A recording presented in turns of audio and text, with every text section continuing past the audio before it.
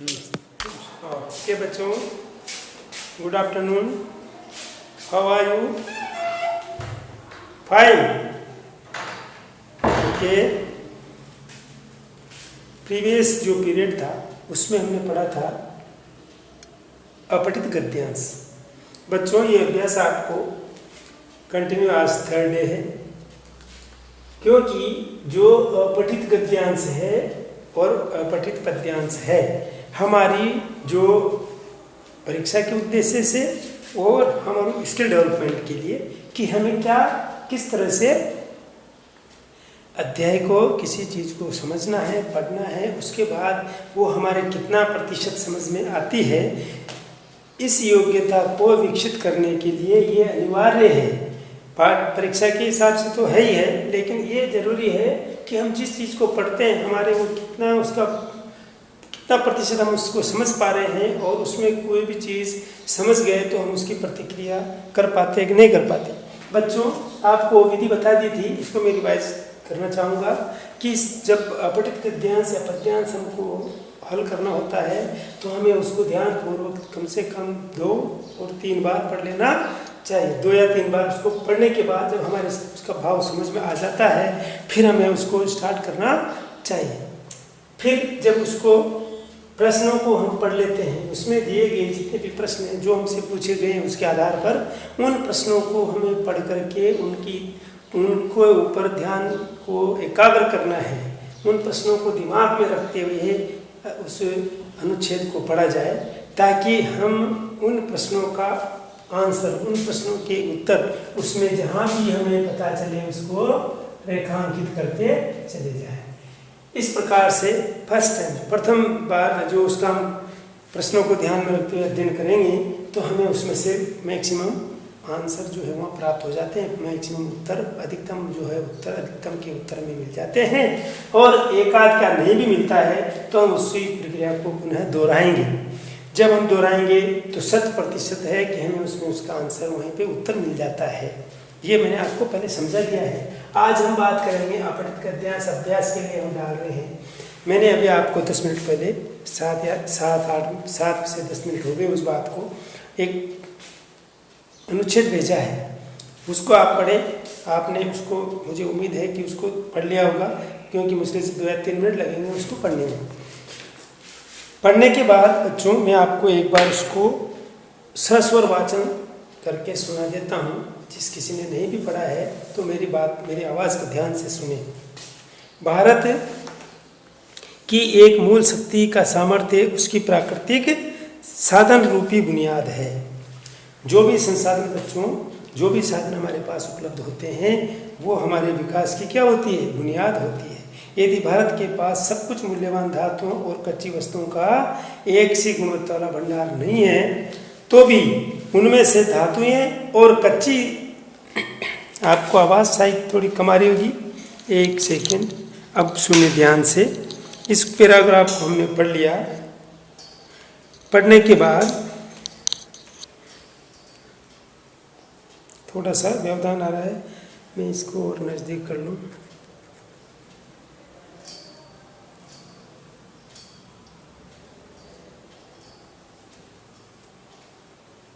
अब आप ध्यान दें।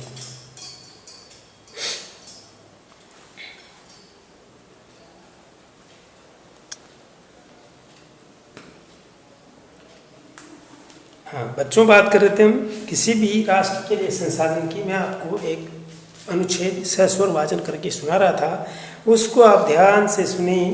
भारत की एक मूल शक्ति का सामर्थ्य उसकी प्राकृतिक साधन रूपी बुनियाद है। मैं इसका भावार्थ भी समझाऊंगा, पहले आप इसको सुन लें। यद्यपि भारत के पास सब मूल्यवान धातुओं और कच्ची धातुओं का एक सी गुणवत्ता वाला भंडार नहीं है तो भी उनमें से धातुएं और कच्ची धातुएं पर्याप्त मात्रा में उपलब्ध है। किसकी बात हो रही है? अपने देश की। जैसे जैसे हम अपने भू साधनों का अधिकाधिक उपयोग करना आरंभ करेंगे वैसे वैसे वे भविष्य के लिए हमारी शक्तियाँ बन जाएंगे। यहाँ पे रेखांकित करें, दोबारा ध्यान आपका चाहूँगा। भू साधनों, भू साधन, ये नया शब्द लगेगा आपको। अपने समुद्रों के तल में छिपे साधनों की खोज भी होनी शेष है। समुद्रों का तल, तल मतलब पेंदा, ठीक है। इन सब के अतिरिक्त हमारे पास जीवित साधनों का भी उत्तम आधार है। बच्चों यहाँ रेखांकित करें जीवित साधन। जीवित साधन में क्या क्या आते हैं? हमारा जैव वैविध्य बहुत समृद्ध है। जैव मीन्स जीव और वैविध्य मीन्स विविधता या भिन्नता, और प्रचुर धूप, वैविध्यपूर्ण कृषि योग्य जलवायु, एक संपूर्ण विश्व जिसमें ध्रुव देश जैसी ठंड, उष्ण कटिबंध मंडल की हरियाली, रेगिस्तानी इलाका और काफ़ी वर्षा सभी कुछ है। हालांकि हम उसका प्रयोग नहीं करते हैं, इसके लिए एक उदाहरण पर्याप्त होगा। सारे भारत में होने वाली वार्षिक वर्षा की मात्रा को यदि बराबर सारे देश में छितरा दिया जाए तो पानी 1 मीटर की गहराई तक दिखाई देगा। बच्चों क्या समझे आप? सारे भारत में होने वाली वार्षिक वर्षा की मात्रा को यहाँ पे कहा गया है कि जो एवरेज हमारे यहाँ रेनफॉल होता है उसको अगर हम देख लें और पूरे इंडिया में, पूरे भारत में जो क्षेत्रफल है उसके ऊपर उसको अगर आच्छादित किया जाए तो 1 मीटर मतलब वो भर जाएगा। इतना बरसात हमारे यहाँ होती है। काश हम इस प्राकृतिक उपहार को काम में ले सकते। भारत की प्रौद्योगिकीय परिकल्पना उसके प्राकृतिक संसाधन, उसके मानव संसाधन और राष्ट्र की मूल सामर्थ्यों के आधार पर ही प्रतिष्ठित है। बच्चों ये पैराग्राफ मैंने आपको सस्वर वाचन इसलिए किया, कुछ बच्चे जो है जुड़ नहीं पाए होंगे या जिन्होंने आपको इसको आप पढ़ नहीं पाए होंगे, जिन्होंने देख नहीं पाए, तो मैंने आपको एक बार पढ़ के सुना दिया। इसका मूल भाव है बच्चों कि यहाँ पे भारत के परिप्रेक्ष्य में बात हो रही है। भारत जो है हमारा जो देश है उसकी बात हो रही है। यहाँ पर जो संसाधन उपलब्ध है उसमें 2 प्रकार के हैं, जीवित और मृत। जीवित मीन्स जिसमें संसाधन आ जाते हैं, हम लोग भी आ जाते हैं, मानव संसाधन भी उसमें आ जाता है, और जो भूगर्भ के अंदर, भूमि के अंदर जो जब दबा हुआ है, उस समुद्र तलों के नीचे जो दबा हुआ है वो उसमें आ जाता है। बच्चों यहाँ पे हम जब कोई राष्ट्र विकास करता है तो किसके बलबूते पे करता है? उसके पास उपलब्ध संसाधनों के ऊपर निर्भर करता है। ये बात उसने यहाँ पे आपको समझाने की कोशिश की है, ठीक है। अब हमारे देश से संबंधित बात आई तो इस सब के अतिरिक्त हमारे जीवित ये जो संसाधन प्रकृति ने हमें दिए हैं, इसके अतिरिक्त, इसके अलावा हमारे पास कुछ ऐसे संसाधन हैं बच्चों जिनकी कमी नहीं है। हमारा देश ऐसी परिस्थिति में, ऐसे स्थिति में है, ऐसे भूमंडल के ऊपर ऐसी परिस्थिति, ऐसी उसकी स्थितियां हैं जहाँ पर अधिक से अधिक वर्षा होती है, जहाँ पे सर्दी पड़ती है, जहाँ पे थार का मरुस्थल भी है, और जहाँ पर कम वर्षा वाला क्षेत्र जो थार मरुस्थल हो गया और अधिक वर्षा वाला क्षेत्र जो कि पूर्वोत्तर हो गया, और जहाँ पे सम वातावरण है कुछ चीज़ों के लिए वो भी आवश्यक है। तो हमारे यहाँ वैविध्य है, विविध प्रकार की चीज़ों से, विविध प्रकार के पर्यावरण वातावरण से मिल करके हमारा देश पूरा इतना इलाका है, हमारा जो क्षेत्र है सबको कवर करता है, इसलिए हम इस मामले में धनी कहे जा सकते हैं, ठीक है। ये बात उसने इसमें समझाई है। अब बच्चों यहाँ पे प्रश्न पूछे उसने, भारत के मूल की शक्ति क्या है? अभी भी आपको पढ़ाया था, उसमें एक पैराग्राफ जो मैंने वाचन करके लाउड रीडिंग करके आपको जो बताया था, आपके पास मैंने सेंड किया है, उसको आप देखेंगे तो देखते देखते आप पाएंगे कि उसमें एक आंसर मिलेगा आपको। 3 आंसर है इसके, 4 आंसर हो गए, अनाज, सैन्य शक्ति, संगठनात्मक शक्ति और खनिज पदार्थ। बच्चों ऑब्जेक्टिव टाइप क्वेश्चन है, इसमें से आपको एक को टिक करना है। तो यहाँ पे बात किसकी हो रही है? न अनाज की बात हो रही है, न सैन्य शक्ति की हो रही है, यहाँ पे किसकी बात हो रही है? यहाँ पे बात हो रही है मिनरल्स, जो खनिज पदार्थ है उसकी बात यहाँ पे की गई है, वही हमारे इसकी शक्ति कहा गया है। भारत की औद्योगिक परिकल्पना का आधार क्या बताया? देखो यहाँ हमारे यहाँ औद्योगिक जो क्षेत्र, औद्योगिक जो विकास हो रहा है उसका आधार परिकल्पना होता है, जिसको ये आधार यानी कि इसका बेस क्या है, किसका? औद्योगिक विकास की जो आप कल्पना करते हैं तो उस कल्पना के किसके आधार पे होती है, यानी कि उसकी जो रीढ़ की हड्डी किसको माना जाता है? अब ये बच्चों आप यहाँ पे मैं 4 आपको ऑप्शन दे देता हूँ। प्राकृतिक संसाधन, नागरिकों का अदम्य उत्साह और कर्मठ जनसंख्या अथवा धन संपत्ति। इसमें से आपको सोचना है कि औद्योगिक परिकल्पना जो है वो किस पे चलती है। इन 4 में से एक सूटेबल आंसर आपको पता होना चाहिए। क्या आएगा? इस पैराग्राफ के आधार पर आपके मन से नहीं लिखेंगे, मेरे विचार से नहीं लिखेंगे, इसको ये जो आपको अनुच्छेद पढ़ा आपने उसके आधार पे इन प्रश्नों के उत्तर उनमें से ही देना है। तो यहाँ पे है प्राकृतिक संसाधन। अगला प्रश्न था बच्चों, हमारे पास क्या क्या है? हमारे पास यहाँ पे हमने पैरा में पढ़ा है कि हमारे पास क्या क्या है, जिससे हम उसका अगर सदुपयोग करें तो हम बहुत कुछ प्रगति, औद्योगिक विकास कर सकते हैं। क्या है? 4 मैं इसको बताता हूँ। विविध प्रकार के जीव, कृषि योग्य जलवायु व अच्छी वर्षा, उष्णकटिबंधीय हरियाली, उपयुक्त सभी। देखिए बच्चों वहाँ पे आई थी बात कि हमारे पास हर प्रकार के हैं, उपयुक्त सभी यानी तीनों चीज़ है। हमारे पास उष्णकटिबंधीय जलवायु भी है, हमारे यहाँ कम वर्षा वाला क्षेत्र भी है और घनी वर्षा वाला क्षेत्र भी है, तापमान निम्न भी है, उच्च भी है। तो हमारे पास ये सब कुछ है, तो ये उपयुक्त से भी आ जाएगा। अगला प्रश्न आ जाएगा संसाधन। संसाधन जो शब्द में प्रयुक्त प्रत्यय, बच्चों आपको पहले एक बताया हुआ है, पिछली कक्षाओं में पढ़ाया हुआ है कि प्रत्यय और उपसर्ग 2 चीजें वहां पे बताई गई थी। मूल शब्द में बच्चों देखिए यहाँ पे ध्यान दें आप, जब किसी मूल शब्द के पूर्व में, मूल शब्द के पहले और मूल शब्द के बाद में अगर कोई शब्दांश मूल शब्द के पहले और मूल शब्द के बाद में कोई भी शब्दांश, शब्द नहीं शब्द का अंश जुड़ जाता है और उसका मूल शब्द का अर्थ बदल देता है तो वो हो जाता है प्रत्यय। क्या हो जाता है? प्रत्यय। अब यहाँ पे क्या पूछा है कि उपयुक्त ये संसाधन शब्द में संसाधन है, यहाँ पे उन्होंने क्या दिया? ये संसाधन, ये एक शब्द दिया और इसमें पूछ रहा है कि प्रत्यय क्या है। क्या पूछ रहा है? प्रत्यय।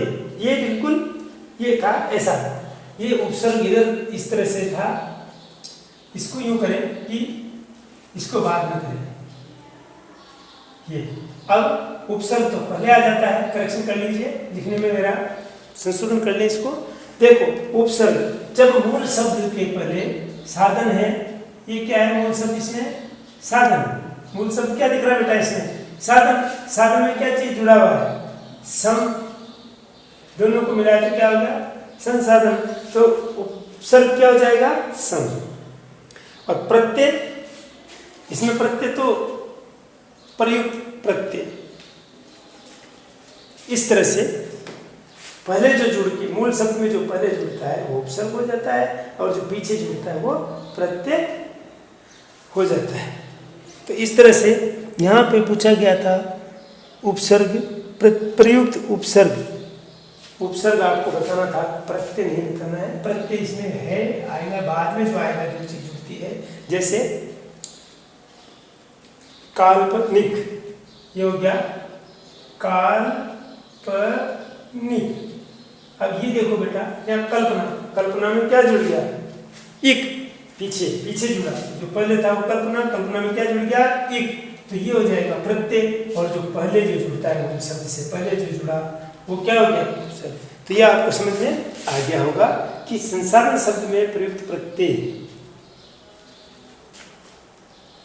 ये संसाधन शब्द में प्रयुक्त उपसर्ग, इसको करेक्शन कर लेना, ये उपसर्ग। यहाँ पे प्रश्न को घुमा दिया है कि संसाधन शब्द में प्रयुक्त उपसर्ग है। अगर प्रत्यय पूछता है तो प्रत्यय तो है नहीं, नथिंग, नील बताएंगे। लेकिन यहाँ पे प्रश्न को सही कर दिया कि संसाधन शब्द में प्रयुक्त उपसर्ग क्या है। तो उपसर्ग की परिभाषा डेफिनेशन आपको पता है, तो आप उसको समझ जाएंगे कि उपसर्ग मूल शब्द से पहले आता है और संसाधन जो शब्द है उसमें सम पहले है और साधन बाद में है। तो ये मूल शब्द हो गया, ये शब्दांश हो गया, इसमें जुड़ के नया शब्द बन गया संसाधन, रिसोर्सेस। इंग्लिश में क्या कहेंगे इसको? रिसोर्सेस। ठीक है। अब आ गया उपयुक्त जो है, ये जो हमने अभी आपको पढ़ के बताया, जो ये गद्यांश है, इस गद्यांश को हमने पढ़ा, इसका मूल भाव जो हम कह सकते हैं, जो हमारे समझ में आया, इसमें किसके बारे में बात की गई, बहुत शॉर्ट में, बहुत थोड़ी सी शब्दों में, एक वाक्य में इसको बताना है, वो शीर्षक हो जाता है। उसका मूल भाव आ जाना चाहिए, बहुत संक्षिप्त होना चाहिए, वो उसके गुण हैं और वो एक ही वाक्य में आ जाए। तो उसको अपन क्या कर सकते हैं, देखो मैं यहाँ 4 बताऊंगा आपको, यहाँ पे 4 में बताऊंगा। एक तो भारत के संसाधन हो गया, भारत की संपन्नता हो गई, भारतीय औद्योगिक विकास हो गया, और लास्ट में हो गया भारत का भावी औद्योगिक विकास। मैंने 4 चीज बता दिया आपको। क्या क्या बताई? भारत के संसाधन बता दिए, भारत की संपन्नता बता दी, भारतीय औद्योगिक विकास बता दिया, भारत का भावी औद्योगिक विकास बता दिया। बच्चों यहाँ पे भारत के संसाधन, तो यहाँ पे भारत के संसाधनों की बात तो हुई है, लेकिन किस विषय में हुई है? औद्योगिक विकास के संबंध में। तो भारत के संसाधनों की बात केवल होती तो यहाँ पे ये आ सकता था, लेकिन ये नील है। फिर भारत की संपन्नता का मतलब होता है सक्षम। यहाँ भी भारत की सक्षमता या संपन्नता से कोई मतलब नहीं है, क्योंकि ये प्राकृतिक संसाधनों की बात आपको समझा रहे हैं। किस परिप्रेक्ष्य में? औद्योगिक विकास के परिप्रेक्ष्य में, तो ये भी नहीं आएगा। अब भारतीय औद्योगिक विकास, भारत के औद्योगिक विकास की इसने विशेष बात नहीं की। भारत के औद्योगिक विकास के लिए संसाधनों की जरूरत है, उन्हें वही उसकी रीढ़ की हड्डी है। तो यहाँ पे हो जाएगा भारत का भावी औद्योगिक विकास। इसमें क्या समझाना चाह रहा है आपको कि भारत का भावी औद्योगिक विकास किस चीज पर निर्भर करता है, ये समझाना चाह रहा था। तो इसमें जो भाव आ रहा है ये 4th में आ रहा है, तो ज़्यादा से ज़्यादा नज़दीक क्या आएगा इसका? 4th टाइप जो मैंने दिया कि भारत के भावी औद्योगिक विकास, भारत के लिए जो भावी औद्योगिक विकास है उसकी बात की जा रही है। ओके, तो ये आपको समझ में आया होगा। ये मैंने आपको बताया, इसको करके मैंने 4 या 5 आपको गद्यांश हल करवा दिए। बच्चों हम आगामी जो कक्षा रहेगी हमारी उसमें पढ़ाएंगे आपको, ये मैंने गद्यांश पढ़ाया था। अब आगामी क्या करेंगे अपन, ये देखेंगे आगामी पद्यांश। ये क्या था?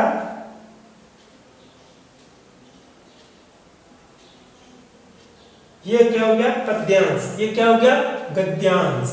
यानी गद्य का जो अंश था उसको हमने पढ़ा, उसको पढ़ करके उसको समझा, समझ करके हमने जवाब दिया, उसको समझ के हमने उनका उत्तर दिया। इस हमारे समझ को बढ़ाने के लिए, हमें उसकी प्रतिक्रिया देने की क्षमता बढ़ाने के लिए ये अभ्यास नहीं किया। अब आ जाते हैं पद्यांश, जो हिंदी साहित्य के गद्य और पद्य की जो कला है, ये अब आ गया पद्यांश। पद्यांश मतलब कवि द्वारा प्रस्तुत या रचित कविता का अंश है, काव्य का अंश है। यहाँ पे हमने पढ़ लिया, हमारे शब्द रचना से हमने इसको समझ करके, अब कवि जो शब्द प्रयोग करता है, कवि की जो शैली है, उसको हम समझ करके काव्यांश को पढ़ करके उसका अर्थ निकालेंगे और उसके आधार पर पूछे गए प्रश्नों का हम उत्तर देने के लिए सक्षम है या नहीं है, हम इसमें अध्ययन करेंगे। उसकी विधि क्या है, उनको किस प्रकार से पकड़ेंगे। ठीक है, यहाँ पे तो आपने एक वाक्य में से एक शब्द नहीं आ रहा, तो उस वाक्य को पूरा पढ़ा तो आपको उस शब्द का अर्थ मिल जाएगा।